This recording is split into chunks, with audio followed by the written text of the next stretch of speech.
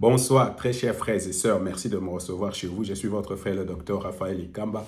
Merci de me recevoir chez vous. Alors, merci pour les abonnements, merci pour les likes, merci pour les commentaires.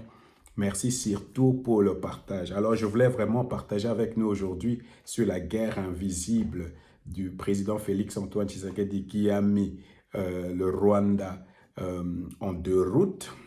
Mais avant de commencer, je préfère vraiment d'abord nous donner quelques dépêches. D'abord, la première dépêche, c'est qu'il y a Kostak Mutamba qui venait d'être inculpé. Donc, l'Assemblée nationale a permis son inculpation. Je ne dis pas qu'il est condamné. Il y a une différence entre être inculpé et être condamné.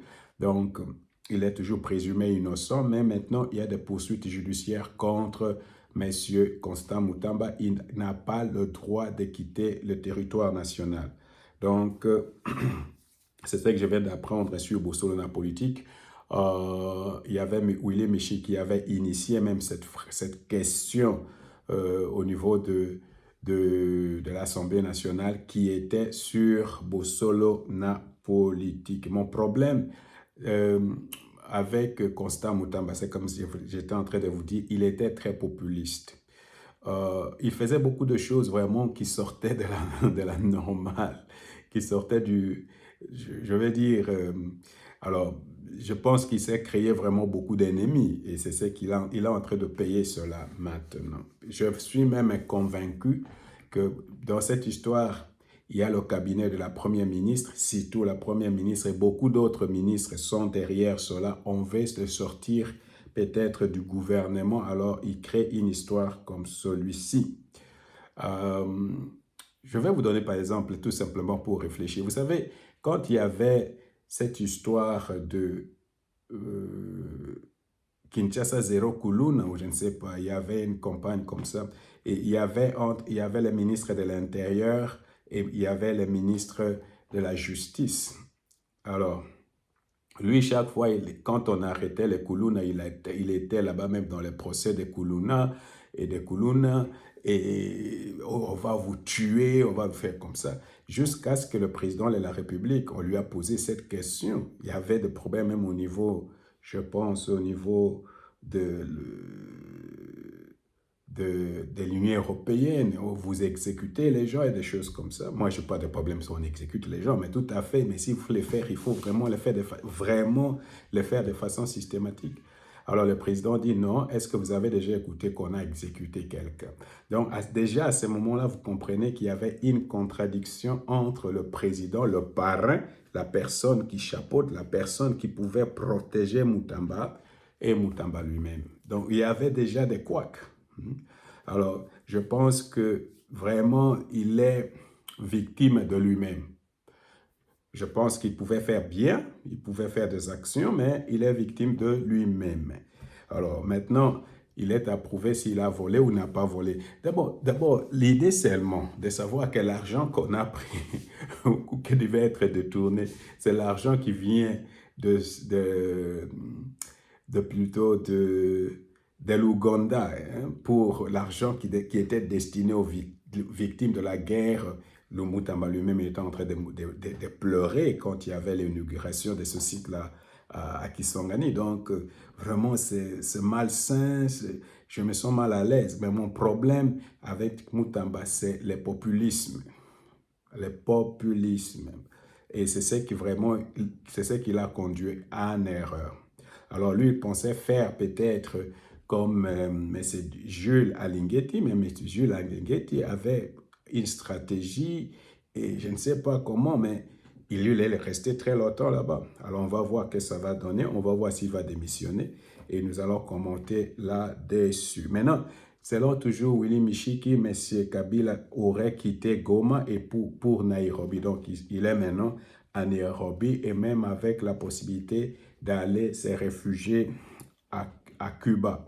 Alors ça, c'est M. Willy Vichy qui a dit, moi je ne sais pas, mais la seule chose, au moins l'information recoupée que j'ai, c'est que M. Kabila a quitté Goma, il est maintenant à Nairobi. Pourquoi il quitte Goma, ça on ne sait pas. Alors, il paraît qu'il y aurait aussi un détournement de 25 millions que la SENCO recevait, que l'Église catholique recevait du gouvernement, dont Jean-Pierre Bemba avait fait mention. Alors, il y a maintenant peut-être ce rapport, il y a ce rapport de l'IGF qui montre qu'il y a vraiment détournement de 25 millions. Ça devient très intéressant parce que maintenant, on va aussi poursuivre ces gens-là de l'Église catholique qui ont mal utilisé les fonds qui étaient alloués à la construction des églises et des bâtiments de l'Église catholique. Alors maintenant, à propos des 60 millions, 166 millions de dollars qui seraient chaque année transférés au niveau de Kigali, selon Willy Michik, qui sortait de son ministère quand il était ancien pendant, je ne sais pas, 5 mois, il a dit qu'il était vice-ministre de l'énergie. Alors, M.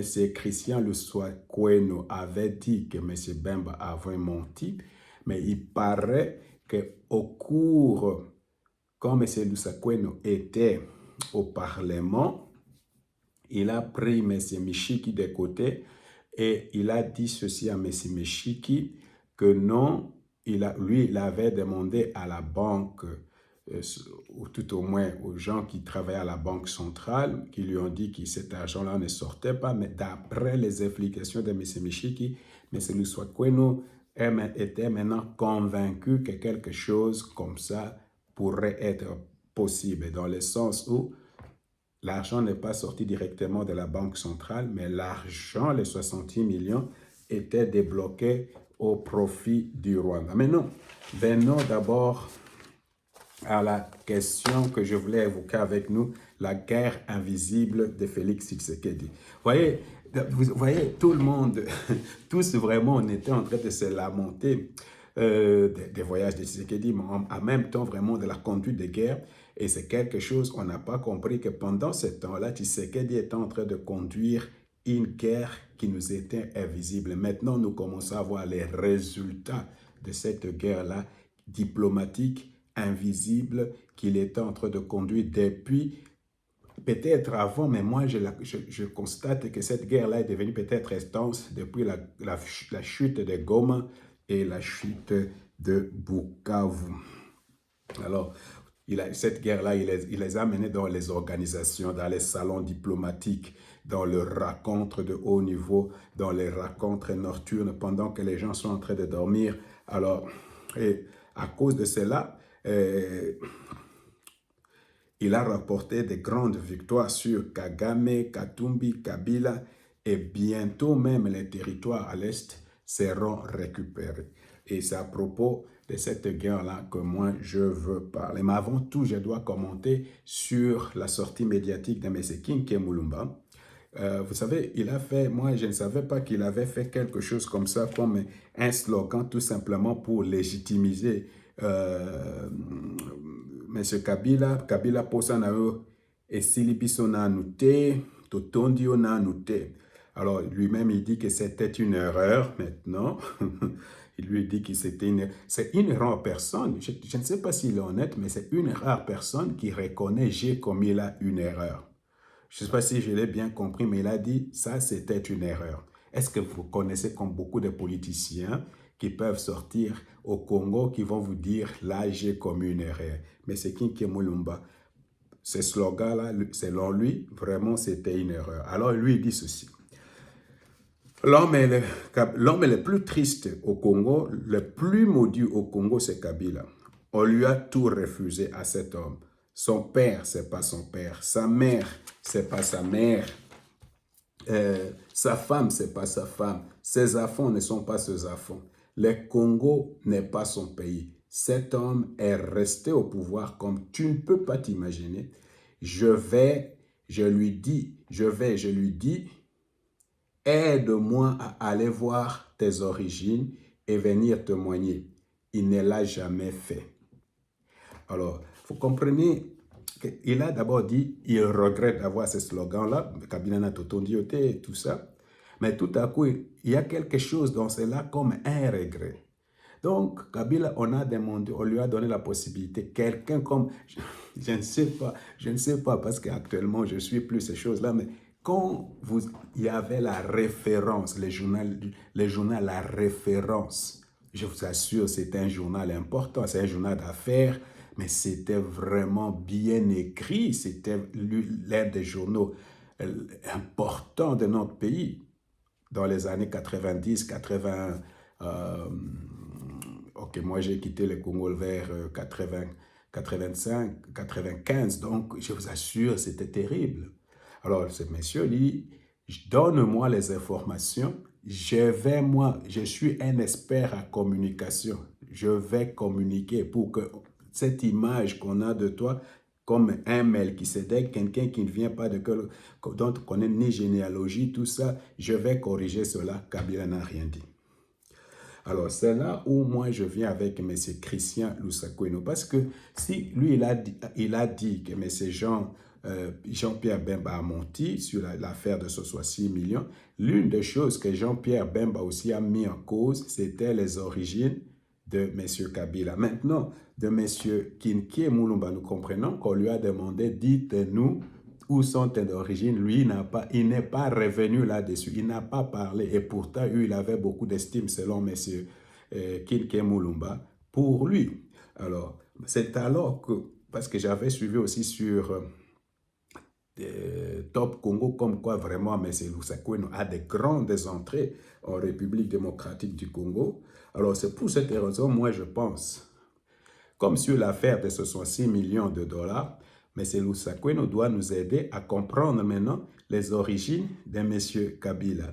Parce que si c'est l'une des choses que Jean-Pierre Bemba a affirmé sur son plateau, donc je pense que ça serait vraiment d'une bonne, tout au moins d'une honnêteté intellectuelle de témoigner, de dire, voilà, moi aussi j'ai vérifié et Kabila est congolais ou Kabila n'est pas congolais, comme il a fait avec les 66 millions de dollars. Alors, vraiment, ça me sert. Peut-être le mieux serait de parler encore, d'aller directement chez Kabila ou de demander, faire une enquête. Vous êtes des grands journalistes, nous voulons savoir où sont les origines de Kabila, qui est Kabila, quels sont les gens de sa famille. Vous comprenez, ça c'est important. Ça c'est important. Moi je pense, l'histoire de 66 millions, pour moi c'est peut-être, on peut discuter là-dessus, mais cette histoire des origines, je pense que ça vaut la peine vraiment de nous donner les preuves. Je ne sais pas si M. Lusakweno a les preuves des origines de M. Kabila. Tout au moins, il a demandé pour les 66 millions. Il doit faire la même chose aussi pour les origines de M. Kabila. Alors, revenons maintenant à la guerre invisible de Félix Tshisekedi. D'abord, la première des choses, j'étais en train de dire que Félix Antoine Tshisekedi a mis Kabila sous, c'est pas Kabila, Kagame, Katumbi, les trois cas, sous la défensive. Le Rwanda se trouve aujourd'hui acculé, complètement en retrait. Le régime de Paul Kagame a perdu la main et il n'a plus l'initiative et ne peut plus dicter les termes du débat ou même les termes des accords. Alors, les M23 AFC aussi est dans la défensive et ils ont vraiment perdu. Alors, pourquoi c'est très important pour observer avec nous? La première des choses, c'est que Félix voulait gagner du temps. Parce qu'après Goma, vous avez vu les déconfitures que nous avons connues. L'armée était vraiment en désordre. Donc, toutes ces déconfitures, l'armée était vraiment en décomposition. Alors, Tshisekedi a pris le temps de changer vraiment les fusils d'épaule pour dire non, on laisse d'abord cette histoire de guerre, de l'armée, on va faire maintenant la guerre diplomatique. On va mener d'abord une guerre invisible. Alors, il voulait gagner de l'espace pour réformer, restructurer l'armée et au moment venu, frapper Kigali. Au moment de son choix. Donc, ce n'est pas Kigali qui déterminait, qui devait maintenant déterminer, ou tout au moins pousser à l'action, mais c'est Tshisekedi qui a le temps maintenant d'agir au moment et au temps et à l'endroit qu'il veut. Alors qu'avant, c'est Kabila, c'est Tshisekedi, c'est Kagame qui était vraiment à dicter tout. Alors, Maintenant même, si Félix organise une certaine offensive militaire, hein, vous comprendrez que ça sera vraiment une offensive qui va fonctionner. C'est le sentiment que moi j'ai. Si maintenant l'armée va vraiment pour dire non, on va récupérer les territoires par la force, croyez-moi, ça va marcher. Pourquoi? Parce que Tshisekedi a pris le temps d'organiser, de voir où sont les choses, de réajuster les choses. Et c'est pour cette raison, il a d'abord commencé par déminer, par détruire tout le réseau diplomatique de Kigali, et c'est ce que j'appelle la guerre invisible. Donc la guerre se faisait de façon invisible, et là, Kigali est complètement affaibli. Kagame est affaibli, Kigali est affaibli, Katumbi est affaibli, Kabila est affaibli, et maintenant, il peut vraiment utiliser l'armée pour récupérer les terrains, ou tout au moins pour récupérer les territoires qui ont été perdus. Alors, tout simplement, quand vous regardez la façon dont le ministre des Affaires étrangères du Rwanda parle, ou même les choses qui se passent là-bas au Rwanda, vous comprenez que vraiment le Rwanda montre beaucoup de signes vraiment de faiblesse et de désespoir. Dernièrement, par exemple, il y a l'air ministre des Affaires étrangères qui est sorti pour dire non, pour ces négociations, si nous voulons que ça soit gagnant-gagnant et win-win. Tout cela, c'est vraiment parce que la peur maintenant est que non, s'il n'y a pas de win-win, je vous ai dit, dans tout ce que les gens, dans ces négociations-là, quand vous suivez, mais c'est fitrel, mais c'est trop fitrel. Sur tout le point, les Congolais sont en train de gagner. Alors maintenant, les messieurs comprennent que non, ils vont perdre. Ils vont perdre. Le 1-23 va perdre, le AFC va perdre, Kigali va perdre. Donc, ils commencent à dire, nous voulons des négociations qui sont gagnant-gagnant. Une autre de choses que M. Félix Antoine Tshisekedi a bien fait, c'est le patriotisme. Le fait de pointer un ennemi pour dire vraiment notre ennemi, c'est Kigali, c'est le Rwanda, c'est Kagame. Et c'est pour cette raison, les gens qui venaient comme les Camérés pour nous divertir, non, il faut parler aussi du Rwanda. Non, ça allait être une grande erreur de communication. Parce que là, vous diversifiez les causes. Alors que si vous savez, même s'il y a l'Ouganda, mais vous dites ça, c'est le problème. Alors ça a galvanisé maintenant un élan national, vraiment un élan patriotique. Et tout à coup, par les victoires de M. Tshisekedi aussi au travers de cette guerre invisible, vous comprenez que la dignité du Congolais revient petit à petit. La dignité du Congolais est en train de revenir. Je ne sais pas si vous le sentez, mais moi, je suis en train de sentir cette fierté nationale. Il y avait une époque quand nous, on était Zaïrois, avant Kabila, le père. Vraiment, les Congolais, c'était quelqu'un. Nous autres, par exemple, quand tu racontes les Camerounais, tu racontes les Ivoiriens, à cette époque-là, tout le monde voulait venir à Kinshasa. Tout le monde. Moi, quelquefois, je me gênais. Parce que vraiment, tu sentais que non, quand on parle du Congolais, on prenait un Congolais pour quelque chose. Mais depuis que Kabila est venu, nous avons perdu cette valeur-là. Je retrouve maintenant ces choses-là. Par exemple, dernièrement, quand vous avez vu, il y avait le match des Léopards là, à France. Dernièrement, c'était, je ne sais pas, à Orléans, je ne sais pas, je pense. Corrigez-moi, peut-être j'ai oublié. Vous avez vu comment les Congolais dominaient les Maliens au niveau. Parce que notre culture, elle est faite pour dominer. Notre culture, elle est faite pour dominer. Là où les Congolais sont, c'est comme si nous sommes faits pour dominer. Vous avez vu comment les Maliens étaient aussi là-bas, ils ont été complètement anéantis. Il y avait aussi les Malgaches complètement anéantis. Dernièrement, d'ailleurs, il y a, je ne sais pas si c'est un challenge ou comment je peux dire, un truc sur TikTok, une guerre d'Internet entre les femmes congolaises et les femmes camerounaises. Je ne sais pas si vous avez vu ça. Hein? Alors, vous voyez que les Camerounais commencent vraiment à perdre, hein, tout simplement parce que les Congolais sont très fiers d'être Congolais, ou les Congolais sont très fiers d'être Congolaises. Alors, je voulais tout simplement dire que cette dignité que nous, on avait comme Congolais est en train de revenir. où tout est, est déjà là. Et ça, c'est le résultat de cette guerre invisible que le président de la République a menée depuis 6 ans. Depuis 6 ans. Maintenant, vous savez, pour vraiment mener cette guerre invisible, le président a utilisé des arguments de déconstruction. Et la déconstruction, donc tout ce que Kagame avait construit comme réseau, comme argument, il fallait déconstruire tout cela. Pourquoi? Parce qu'avant que le président n'arrive, notre vraiment diplomatie était inaudible. Je vous donne des chiffres.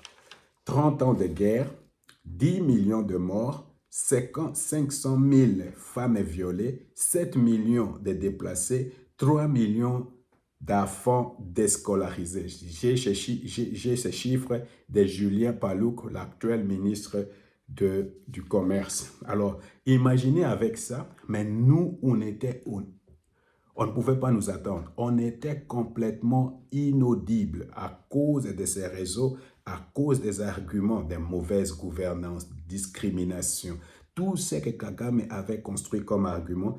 Alors, il fallait découdre tous ces arguments-là petit à petit. Et c'est ça le travail d'invisibilité, découdre, déconstruire, pour que notre voix soit maintenant audible. Alors, c'est ça les résultats de ce travail, de ce travail vraiment, de cette guerre invisible, est que notre voix devient audible aujourd'hui au niveau international, dans toutes les organisations, que ce soit en Afrique, que ce soit aux Nations Unies, partout la voix des Congolais devient audible. Alors, déconstruire les mensonges et les manipulations rwandaises, c'est que par exemple Patrick Mouyaya a appelé poison rwandais, et puis décrédibiliser le Rwanda. Vous savez, le Rwanda avait cette aura d'un pays crédible, Kagame était crédible, et maintenant Kagame est disparu, même dans les organisations internationales, partout, Kagame pouvait se présenter complètement disparu.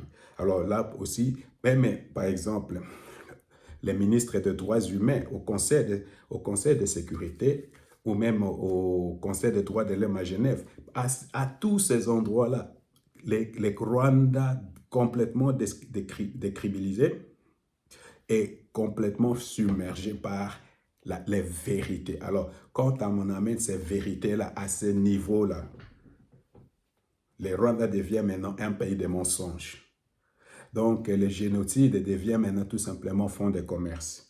Alors, parce que la situation du Rwanda est qu'ils avaient construit leur diplomatie sur la victimisation, alors tout cela est déconstruit. C'est pourquoi la façon dont M.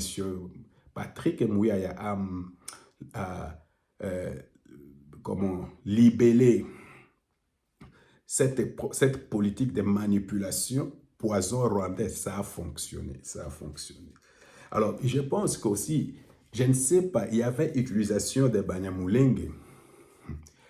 Tu sais, il y avait beaucoup de Banyamulenge qui ont été utilisés par le gouvernement pour contrer ces messages de discrimination. Il y a des discriminations au Congo. Par exemple, le ministre, je ne suis pas pour lui, hein, le ministre Kizarro et peut-être tout un groupe des gens qu'on a utilisés, Tshisekedi les a utilisés efficacement en Europe, aux États-Unis, les a utilisés efficacement pour aller dire nous sommes des Congolais, nous sommes contre les M23 et nous soutenons les institutions. Ça, ce discours aussi a décrédibilisé ou tout au moins détruit l'argument de M. Kagame comme quoi j'interviens parce qu'on est en train de tuer des Banyamulenge. Alors, la conclusion, c'est quoi? La conclusion est qu'à cause de la guerre invisible de Félix-Antoine Tshisekedi, ce n'est plus Kinshasa qui tremble, mais c'est les M23 AFC qui tremblent, Goma, et c'est Kigali et M. Katumbi, Kagame, M. Kabila, maintenant je mets même Kagame dans les 4 cas, Kigali, Katumbi, Kagame, Kabila qui tremble. Vous comprenez donc, la peur a changé du camp. Je vais vous donner un exemple. Aujourd'hui, par exemple, j'étais en train de regarder selon Kivu Morning Post. Vous savez, souvent, je regarde Kivu Morning Post si je veux savoir ce qui se passe à l'Est.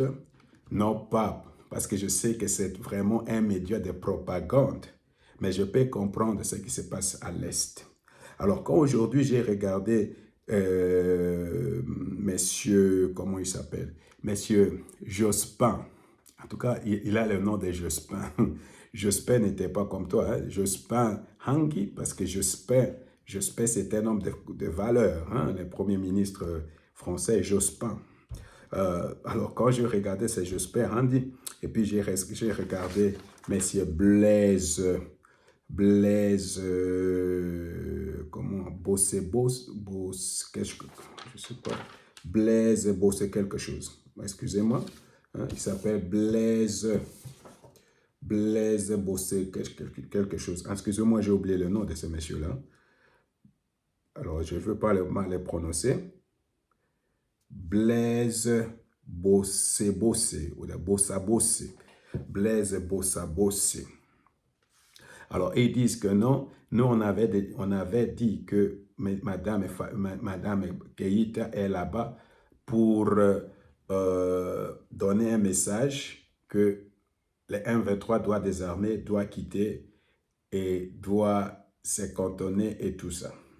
Alors, ces deux jeunes hommes voulaient nous faire voir que nous sommes des cons, que Madame Keïta est partie là-bas, tout simplement pour parler de la sécurité de la population. C'est ce qu'on savait, c'est ce qu'on nous avait dit ici avant qu'ils ne partent.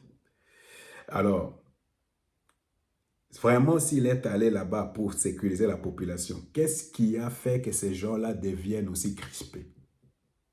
Qu'est-ce qui a fait que vous deux, vous étiez crispés? Vous deux là, messieurs, mais Hang était complètement perdu. Quand tu regardes ses yeux, il était vraiment ses yeux étaient dans l'air. C'est parce que vous connaissez la vérité. D'abord, vous n'étiez pas dans ces réunions-là.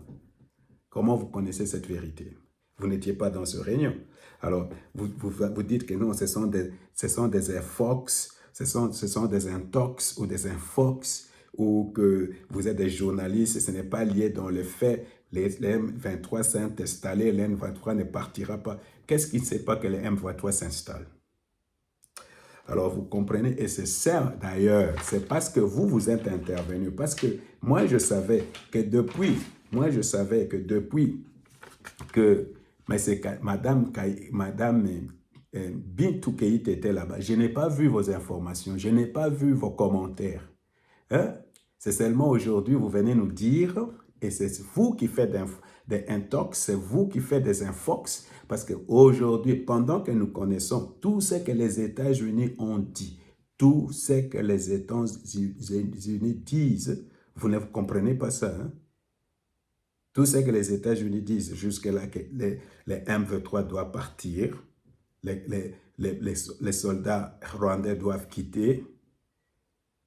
Vous venez nous dire que non, tout ce que nous avons dit là, c'est un mensonge. C'est la peur qui a changé de camp. J'étais en train de dire tout à l'heure la paix. Vous commencez à comprendre ce que j'étais toujours en train de vous dire, vous les gens de Kivu Morning Post, parce que vous faites la propagande du AFC M23. Vous comprenez que les choses sont en train de changer. Le jour où les gens du M23 vont partir, le jour où les gens de AFC vont partir, les militaires rwandais vont partir, que vous soutenez. Je me souviens du temps quand il y avait la résistance à France et qu'il y avait les collabos. Je me souviens que quand vraiment les Allemands ont été vaincus, la première des choses, la population s'est occupée d'abord des collabos. C'est pourquoi vous avez peur. J'ai senti la peur chez vous deux. Surtout, j'ai senti cette peur chez Crispin, c'est Jospin Hangui. Pourquoi? Parce que vous savez ce qui va arriver le jour où le AFC M23 va quitter Goma. On va régler votre situation. Alors, on va régler votre situation parce qu'on va s'occuper de vous, comme des collabos, comme les gens qui font la propagande. C'est pourquoi moi, je suis convaincu que Madame B, à cause de vous deux, je suis même plus convaincu même que madame est allée là-bas pour donner ces messages-là qu'ils doivent quitter. C'est pourquoi il y a le désespoir chez vous deux. Alors maintenant, parce que je ne sais pas, je voulais parler de Moïse Nyarugabo qui était sur une émission comme ça, dialogue. Non, je ne vais pas gaspiller mon temps. Je ne vais pas gaspiller mon temps. Vraiment, je ne veux pas gaspiller mon temps. Alors, je veux parler simplement, tout simplement, parce que, non, je dois même déchirer ces papiers-là que j'ai préparés pour parler de Moïse Nyarugabo. C'est inutile. Alors, j'ai vu aussi des images comme quoi 400 gardiens, quand ça M23 militaires, M23, tous sont devenus maintenant des gardiens chez New Vision Security. Alors, on voit que vraiment, s'il y a une mutation qui se fait en plein air, il y a un recyclage de soldats rwandais en 2 mois. Alors, je ne sais pas vraiment, je ne sais pas comment je peux expliquer ça. C'est que parce que, je ne sais pas, quand j'ai regardé les images, en tout cas, je ne suis pas un homme qui est peut-être, mais j'avais un sentiment que non, toutes les personnes que j'ai vues, la majorité des personnes que j'ai vues, c'était des Rwandais. Alors, ce sont des Rwandais et c'est ces gens-là qui veulent venir entrer dans l'armée. 400 personnes rwandaises, personnes d'origine rwandaise dans notre armée. C'est ça que les AFC M23, ces gens-là, comme j'ai vu leur visage là et leur façon de se comporter là. D'abord, la façon de marcher même, l'air militaire et tout ça, ils amènent un autre système dans l'armée de la République démocratique du Congo. Vous voyez? Donc, ils amènent le système du Rwanda. Alors, je ne sais pas vraiment. Il faut que Dieu nous aide pour qu'il n'y ait pas cette histoire de brassage, mixage. Vraiment, je ne sais pas, mais parce que ça, c'est l'armée rwandaise. Vraiment, je ne sais pas, je ne sais pas comment on va faire, que le président nous aide à ce que vraiment il n'y ait pas cette histoire de brassage, mixage. Alors, je vais finir par la béatification de Floribert Mwanashui Kositi. Il serait béatifié. Pourquoi? Parce qu'il a refusé la corruption. Il a refusé, il était douanier, il a refusé de faire entrer des vivres avariés au niveau de Goma. Alors, à cause de son courage face à la corruption, il a été tué. Et là, j'ai vu Monseigneur Willy Ngoubi et Monsieur le cardinal Ambongo et beaucoup d'autres politiciens. Maintenant, j'ai seulement une question. Est-ce que Monsieur Monseigneur Ngoubi, il a le courage de Monsieur Floribert Mwanashui Kositi? On peut aussi le béatifier. Est-ce que M. Scholl a le courage de M. Mwanashui Kositi, M. Ambongo, face à la corruption, face aux cadeaux, les cadeaux surtout de M. Kabila, de M. Katumbi? Hein? Les gens qui n'ont pas même le courage, par exemple, le Monseigneur Willy, là, il est là-bas, là, on est en train de béatifier quelqu'un de courageux. Tu es à Goma. Tu as même collaboré, c'est que peut-être les gens du M23 AFC viennent. Vous n'avez même pas le courage de dénoncer cela. Hein? Mais c'est Scholl. Les gens qui nous ont amenés parce que je venais de déchirer les papiers de Nyarugabo. Oh non, c'est ce qu'il était en train de dire. Oh non, il y a beaucoup de... On tue les swahiliphones, tout ça. Mais vous n'avez même pas le courage de dénoncer. C'est à Goma qu'on est en train de tuer les swahiliphones. Où est-ce qu'il y a beaucoup plus de swahiliphones? En milieu. Il y a des swahiliphones à milliers à Goma, à Bukavu. C'est là le M23 est en train de tuer. On tue les swahiliphones depuis 30 ans. Est-ce que M. Scholl a dénoncé cela? Est-ce que M. Willy ici a dénoncé cela? Est-ce que M. Ambongo a dénoncé cela? Est-ce que M. Mouteba a dénoncé? Donc, ils n'ont pas le courage. Donc, qu'est-ce que vous pensez? Est-ce qu'il faut, s'il meurt, on va le béatifier? On va béatifier, mais c'est chaud, pourquoi? On va béatifier. Vous voyez que vraiment, c'est une ineptie. Hein? L'ineptie. Alors, moi, je pense que c'est une bonne chose qu'on est en train de béatifier quelqu'un. Mais moi, je ne sais pas monter comment je peux dire?